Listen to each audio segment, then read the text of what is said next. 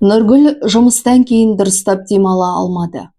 Үстіңгі қабаттағы пәтерден тоқтаусыз шығып жатқан тасыр-түсір айқайлаған, жылаған дауыстар әбден мазасын алып бітті. 30 жыл өмірін өткізген жатақхананың сыз қабырғасынан құтылып, жайлы пәтерге жеттім бе деп қуанып еді. Енді мына бәлеге тап болғанын қарашы. Нұргүл фабрикада тігінші болып жұмыс істейді. Күнұзақ тоқтамай жұмыс істеп тұратын ондаған үлкен тігін машиналарының құлақ тұндыра дарылдаған, гүрілдеген даусынан шақшадай басы шарадай болып үйге зорға жеткенде, мына балалардың айқай-шуына одан сайын жүйкесі жұқара түсті. Бұл қашанға дейін созылады. Күндізде, түнде де тыныштық жоқ. Күбірлей жүріп үстіңгі қабатқа көтеріле берген Нұргүл беймаза көршілердің есік қоңырауын қаттырақ басып жіберді. Есіктің кілт сықырлап ашыла бастағанда, ашу-ызасын бәрін ақтарып кетейін деп аузын аша берген, бірақ есіктің көзіне шыққан 4-5 жасар сүп-сүйкімді қызды көріп, абдырап қалды. Ашуы бір пәсте ғайып болғандай. «Сен не, үйде жалғызсың ба?» деді алдына тізерле отыра кеткен Нұргүл. Баданадай көздері бақырайта, ұзын кірпіктерін қағып жіберген кішкентай періште жауабын күттірмеді. «Жоқ, мен басқа Жомалт, Алмас, Елкін, Самал және мен балмын. Алман аға мектепте», деп саусақтарын бүгіп тұрып бәрін санамалап шықты.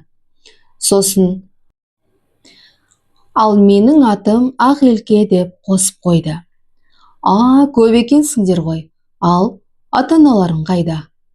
«Көкем ауруханада, ал апам жоқ».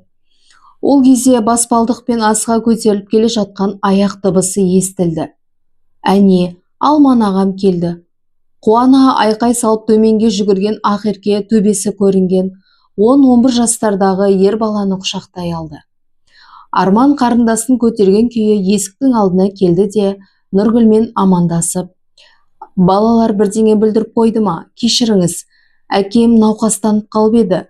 Оның үстіне балабақшаны да уақытша жауып қойыпты. 1-2 күн мазаңызды алсақ, ренжімеңізші». Жоқ, ештеңе етпейді. Егер бір көмек керек болса айтыңдар», деп Нұргүл балаларымен тез-тез қоштасты да өз пәтеріне беттеді. Осыдан кейін неге екен белгісіз, ол балалардың айқайы мен тасыр-тұсырына ашуланған жоқ. Керісінше оларға қайтып көмектессем екен деп ойлана бастады. Ғажап балалар, әсіресе ана үлкен баласының ересектердің жоқтығын білдірмей отырғанын қараш.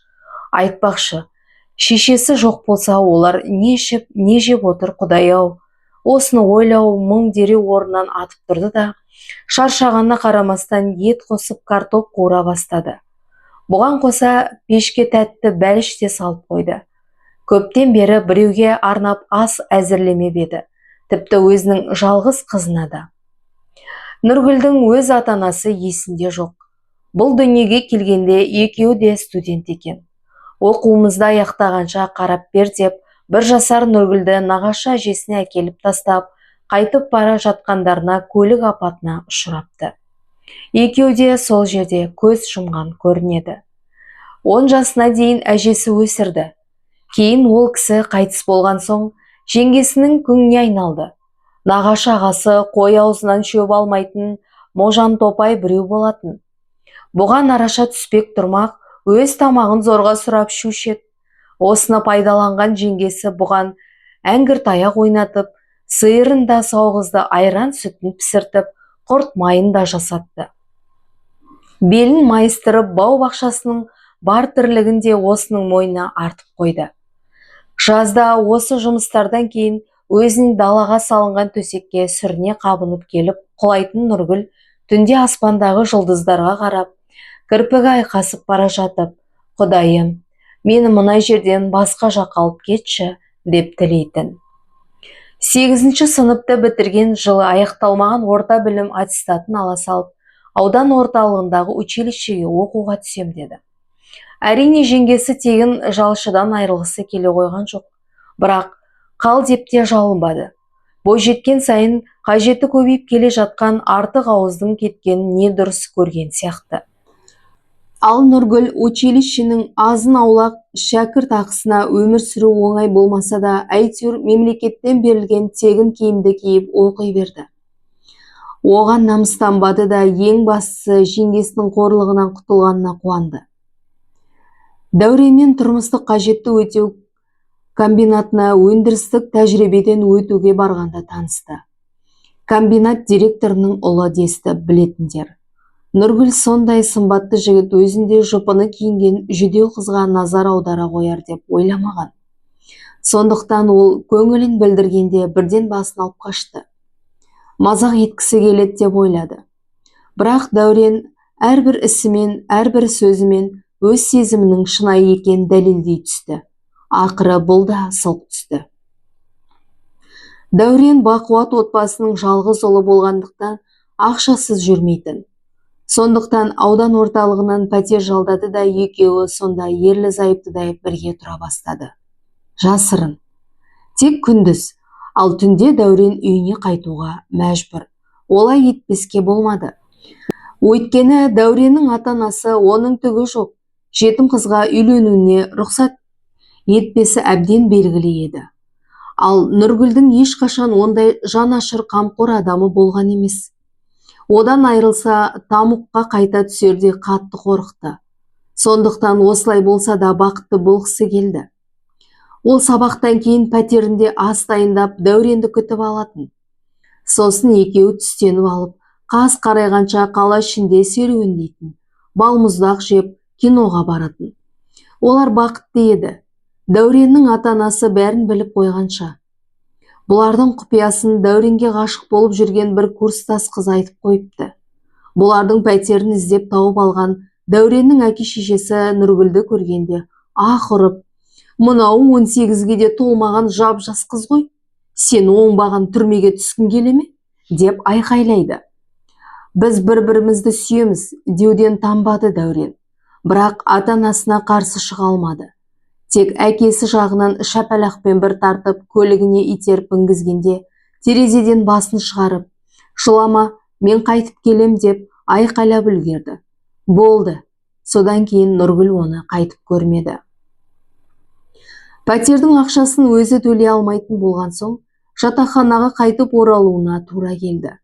Сабаққа құр сүлдіріне сүйретіп барып келген соң, құрбыларының сансыз сауалдарына жауап қатпай, үнсіз бүк түсіп жатып алатын болды. Ештеңеге зауқы жоқ, тамақта ішкісі келмейді. Тіпті соңғы кездері қатты мазасызданып, бас айналатын болып жүр. Мән бермеді. Арада 4 ай өткенде жатақханадағы кезекші әйел баспалдақтан ырсылдай көтеріле берген Нұргүлді тоқтатып, жұмырланып қалған ішіне қадала қарап тұрып қалды. «Ей, сен жүкті сияқтысың ғой», деді сосын жұлып алғандай. Осы уақытқа дейін қаперіне ештеңе кіріп шықпаған Нұргүл біреу басына балғамен ұрып жібергендей мең-зең болып жүзі бозарып кетті. Бұл туралы оқу орнының басшылығы тез-ақ құлағдар болды. Нұргүлді жиналысқа салып, олай да бұлай да жұлқылады. Мұғалімдердің біразы басқа оқушылардың бәрін бұзатын болды. Дереу оқудан шығару керек деп айқайлайды. Бұл барар жер, басар тауы жоқтығын айтып, көз жасын көл қылды. Ақыры училище директоры жасы келіп қалған көпті көрген әйел еді. Сол бәріне басуат айтып, өзі жетім өскен қыз.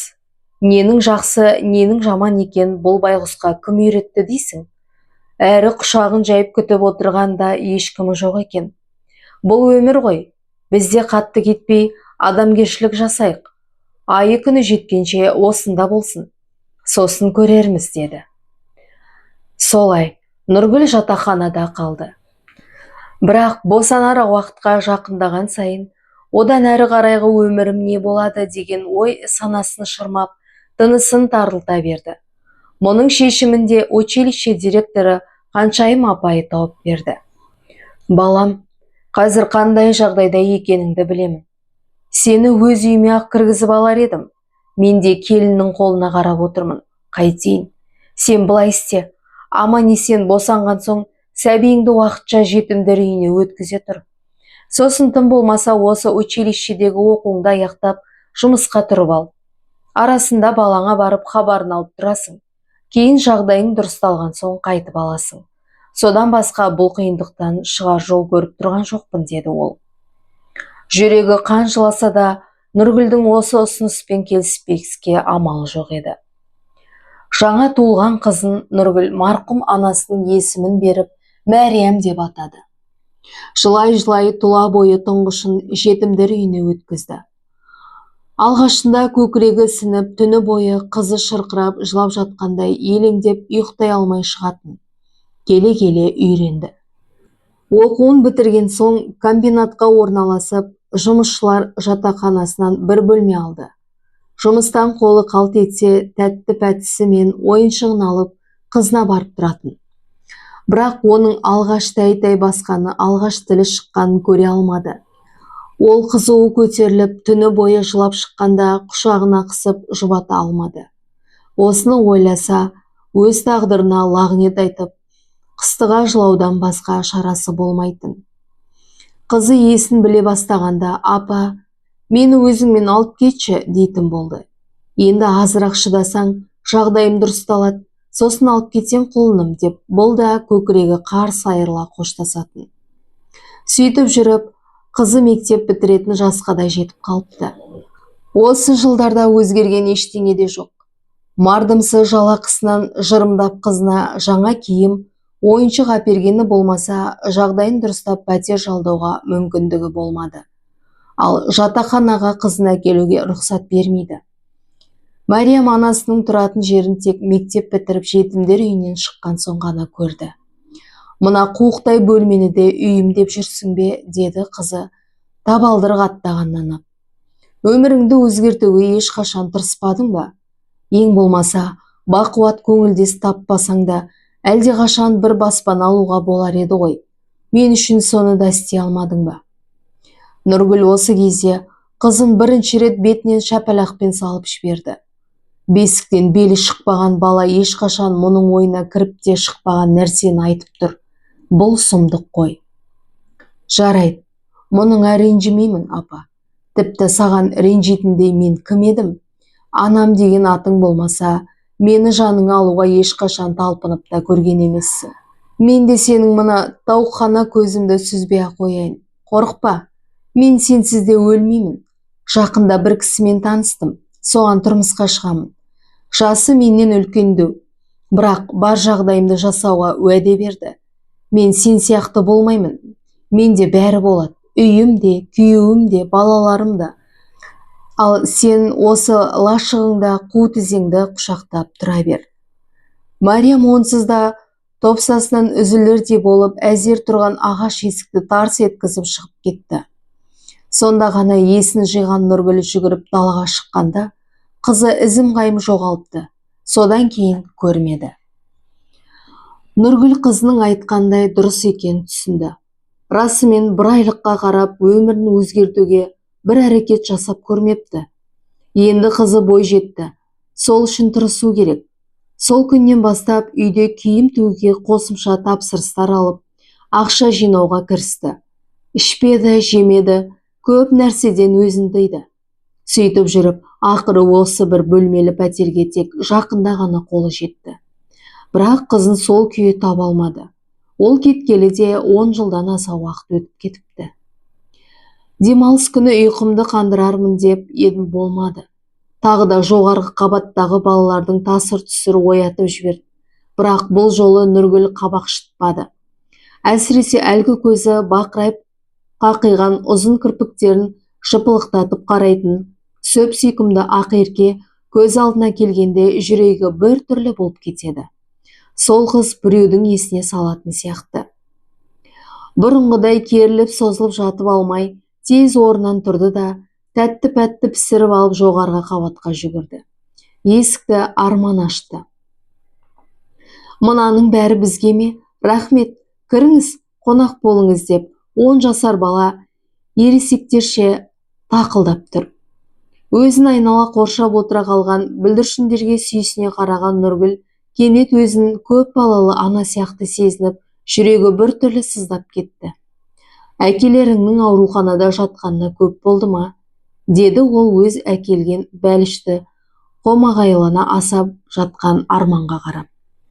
Әкем өрт сөндіруші болып істейді. Жұмысында қатты күйік алыпты. Ауруханада жатқанына 2 апта болды. Жақында шығарады дейді. Балапандарым-ай, қиналып жүрген шығарсыңдар. Ешкім келіп жәрдем бермей ме? Мұнда біздің ешқандай туыстарымыз жоқ. Әкем балалар үйінен, деді бала иығын қиқаң еткізіп. Бірақ әкемнің жолдастары көп. Солар келіп азық-түлікті үйіп тастаған. 1 айға жетеді. Арман жүгіріп барып тоңазытқышты ашты.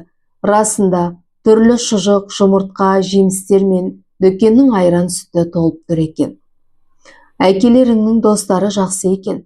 Көмектескені жақсы. Бірақ ыстық ас ішпесеңдер болмайды. Әйтпесе іштерің ауырады. Қане, қазандарың қайда, көрсетіңдерші маған. 1 сағаттан кейін тұшпара қосылған ыстық сорпа мен салат және тәтті компот та дайын болды. Ал апаларың қайда? Оған не болды деп.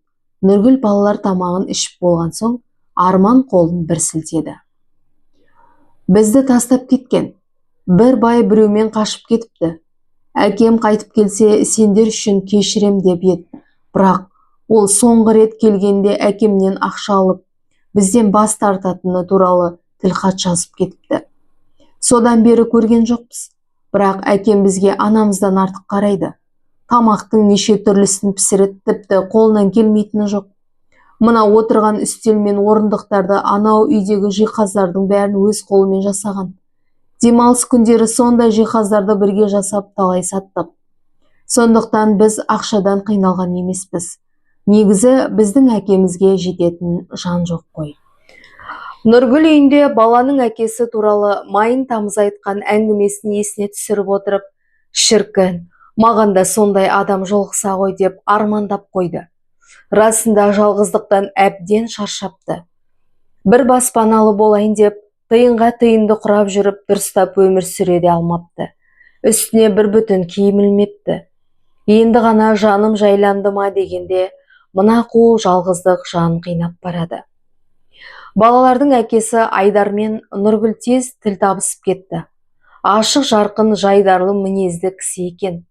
Өзі ауруханада жатқанда балаларына қамқор болған үшін Айдар алғысын айтып, Нұргүлді арнайы қонаққа шақырды. Дастарханды жайнатып тастапты. Ер адамның асты осыншалық дәмді пісірген Нұргүлдің бірінші рет көруі. Балалар жан-жақтан жамырасып біраз бірге отырып та сосын бәрі ұйықтап қалды. Оларды төсегіне жайғастырып келген Айдар кетуге ыңғайлана берген Нұргүлден тағы біраз қала тұруын өтінді. Нұргүл де қаңыраған үйіне барғысы келмей келсе кетті. Екеуі түннің ортасына дейін өз өмірлерін жайлы айтып, біраз сырласып отырды.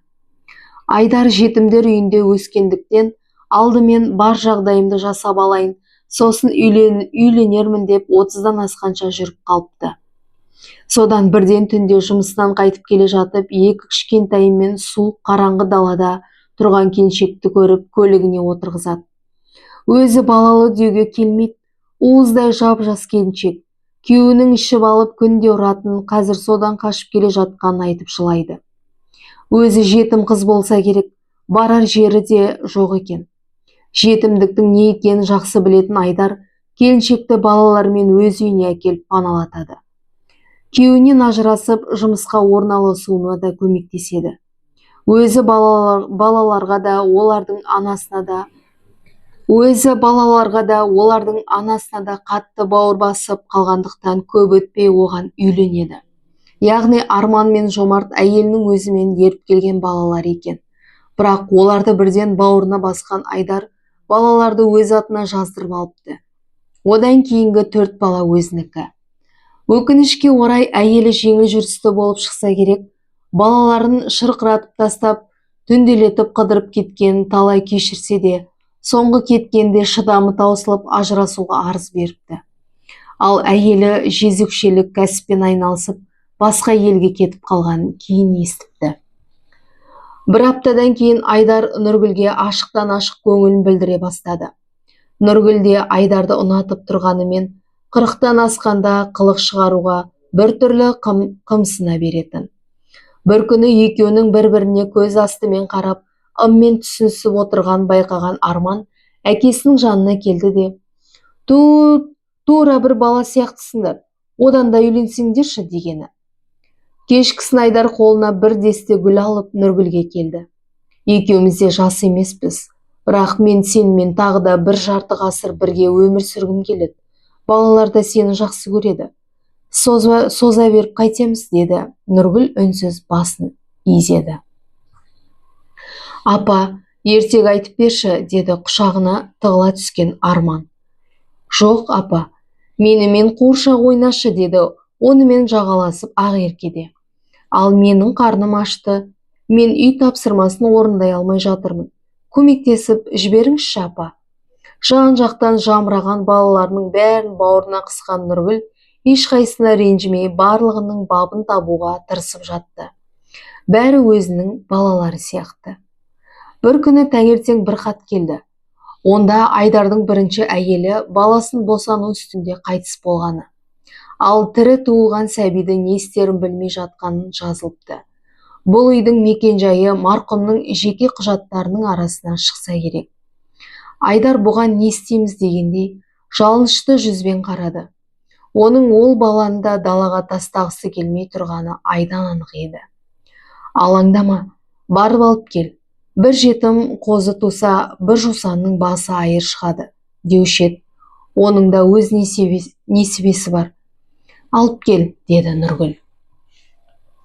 Кешкісін күйеуі кеткен соң балалары әлде қайдан бір альбомды алып шығып, туған аналарының суретін қарай бастады. Олар өлім дегеннің не екенін қайдан білсін. Бірақ ең жақын адамдарынан айырылғаннан бәрі де түсінетін сияқты. Нұргүл суретке қарап тілін жұтып қоя жаздады. Шөпірленген балалардың ортасында отырған өзінің туған қызы Мәриям еді. Балалар ұйықтаған бойда альбомды қайта алып, ақтарып отырып, көз жасына ерік берген Нұргүл ту сыртынан Арманның келіп қарап тұрғанын байқамады. Міне, мынау Мариямның 4-5 жасар кезі. Құдайым-ау, Ақерке көздері бақырайып, анасынан аумай қалыпты ғой. Бұрын қалайша білмедім, жүрегім неге сездірмеді екен. Ертерек білгенде өз немерелеріне өгей шеше болмас па еді ғой. Құдай-ай, енді не болады? Арман мысық табандап келіп, алдына тағы бір суретті қойғанда селк ете қалды. Бұл өзінің қызымен бірге мектеп бітірген кезінде түскен суреті болатын. Артында мен анаммен бірге деп жазылыпты. Бәрі түсінікті болды. Енді мұны балаларға қайтып түсіндірмек. Мен бәрін білемін, деді Арман сыбырлап. Сізді көргеннен бері. Нұргүл ұялғаннан жерге кіріп кетердей болып екі алақанымен бетін жаба берді. Апа, ант етейін, мен бұл туралы ешкімге айтпаймын. Тек ешқайда кетпеңізші. Бізге сізден басқа ананың керегі жоқ. Бізді сіз сияқты ешкім жақсы көре алмайды, деген Арман Нұргүлді құшақтай алып, солқылдап жылап жіберді. Бірақ мен сендердің әжелеріңмін ғой. Бұлай болмайды ғой, құлыным. Мен үшін, менің анам сізсіз, бізді тастап кетпеңізші, жалынамын апа. Сіз кетсеңіз, әкем алып келуге кеткен кішкентай қарындасымыздың күні не болады? Оны кім өсіреді? Осыны ойладыңыз ба, апа? Кетпеңізші. Туа сала ана уызына жармай жетім қалған ең кішкентай немересі есіне түскенде, Нұргүлдің көз жасы өз-өзінен құрғап сала берді. Иә, оның жазығы не? Оның өзінен басқа кімі бар? Мына шөпірлеген немерелерінің не жазығы бар? Өзінен басқа кімге керегі болар? Өзінің де бұлардан басқа кімі бар? Ойлана келе ақыры бір шешімге нық бекінді. Жаратқаны маңдайынан осыны жазған екен. Демек қызы үшін де, өзі үшін де осы балаларға ана болып өсіріп жетілдіреді. Қызының да өзінің де қателігін осылай түзейді. Ал қалғаны құпия болып қала берсін. Дәлізде балалардың тыпырлаған аяқ дыбыстары естілді. Жүгіріп шығып ет, ас үйдің есігіне телміріп тізіліп тұр екен. Ей, сендер не істеп тұрсыңдар мұнда? Кірпігіне ілініп қалған жас тамшыларын тез-тез сүртіп, ең кішкентай Ақеркені көтеріп алды. Неге ұйықтамай жүрсіңдер? Анашым, біз қолқып жатылмыз. Қасымызға жатшы, деді ақ еркек кіп кішкентай топ-томпақ қолдарымен. Нұргүлдің бетінен аялап сипап, сосын екі қолымен мойнынан орай қатты қысып құшақтап алды. Арман көзінің қиығымен Нұргүлге ұрлана қарап қойды. Мұны байқаған Нұргүл де оған көзін қысып жымиды да, барлығын кезек-кезек бауырына қысып, еркелетіп, маңдайларынан сүйіп шықты. Жандарым менің, мен сендердің бәріңді жақсы көремін. Мен сендерді ешкімге бермеймін. Мен барда ештеңеден қорықпаңдар, деп күбірледі. Ол бәрін құшағына сыйғызуға тырысып жатып. Ал мен суретті ешкім көрмейтін жерге тығып қояйын, деп Арман да Нұргүлге қарап жымыңдап қойды. Айдар бірнеше күннен кейін жаңа туылған сәбиді құшақтап қайтып оралды. Өзі кіп кішкентай тіпті қолға ұстаудың өзі қорқынышты. Бірақ осы бір уыс шарананың бетінің жартысын алып жатқан үлкен қара көздеріне қараған сайын Мәриямды көргендей болатын Нұргүл оған өз қызына бере алмаған бар мейірім махаббатын төгуге тырысты. Әрине бұрында 6 баланың әуресіз аз болмайтын, енді тіпті жұмысы көбейді. Бірақ күйеуі қолынан келгенше көмектесуге дайын. Әрі балаларда қолғанат болуға жарап қалған. Әсіресе Арман сабақтан келе сала жүгіріп жүріп үйді де жинап тастайды. Баланың жүргегін ауыстырып, қолынан тастамай көтеріп жүретін де сол. Басқа балалар да құлдыраңдап анасының айтқан екі етпейді. Қанша шаршаса да, солардың былдырлаған тілі мен тәтті қылықтарына қарап, Нұргүлдің жаны жадырай түседі.